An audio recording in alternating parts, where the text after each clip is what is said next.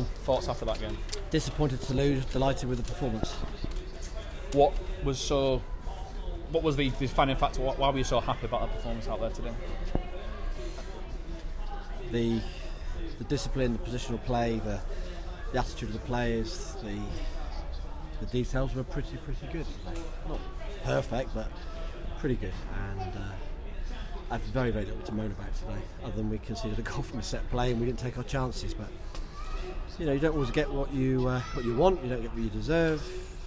Play against a team who wanted their win. Of course they do. Every team we play against, it's not about how much you want it. It's whether you know how to, and whether you can. And I think we showed today we know how to. We just didn't finish things off, and we conceded a corner which suddenly changed the game. You know, and I thought we were nicely placed in the game. Most of the players looked really comfortable and disciplined in their positions and how they acted with each other. Very little to moan about, and we just move on to the next game and continue with the same. You know, I have very little to moan about today. You've been saying all week how hard you expected it to be against the team, despite being bottom of the league, and it was a bit like that, wasn't it? Two teams battling it out, and they worked very hard, as did you, and just that one chance, you say. So, going forward from here, in terms of personnel, is it a case of sticking with the same sort of attitude, as you say, and hoping that you might get a few more chances next time out? I don't think we go into any game hoping. Yeah. And I don't think we're going to any game expecting anything other than a very hard game. So, you know, as much as that was a compliment to Chesterfield, that we've seen their recent games and they're picking their form up.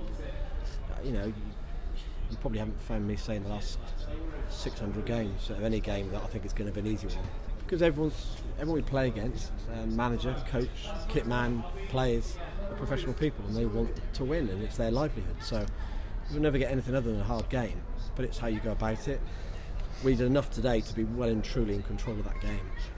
It's not about the goals, it's about where you are on the pitch, and you know, we were doing enough to put ourselves on a really good platform to win it, and we conceded a really poorly timed goal for us. 49 minutes just after half time, and the pressure mounts, and I think we picked up our play quite well through the second half. We picked up the rhythm of our passing and got into some good positions and didn't quite take those positions. First half, in terms of going on the positives you've already touched upon, were you pleased with the movement of the strikers, because that seemed to be causing them an awful lot of problems, and what was the message at half time to the players? Same again, second half, and give the opposition nothing and carry on as you were. We were, as I said right at the start of this conversation, had very little to moan about in terms of where the players played. Touch upon the chances towards the end. Of course, McClendon hit the bar. There's a couple of penalty calls. Did you see any of them? Do you think any of them were a little bit too close to call, or do you think the last one for McClendon was a penalty? Well, I'm stood here where you were sat, and you've got a much better view than me, so you tell me. But was I surprised the referee didn't give that one? No, because it's a big call to make. I mean, Liam, I don't think the player went for the ball. He probably leant on Liam and stopped him shooting. The Ruben Reid header,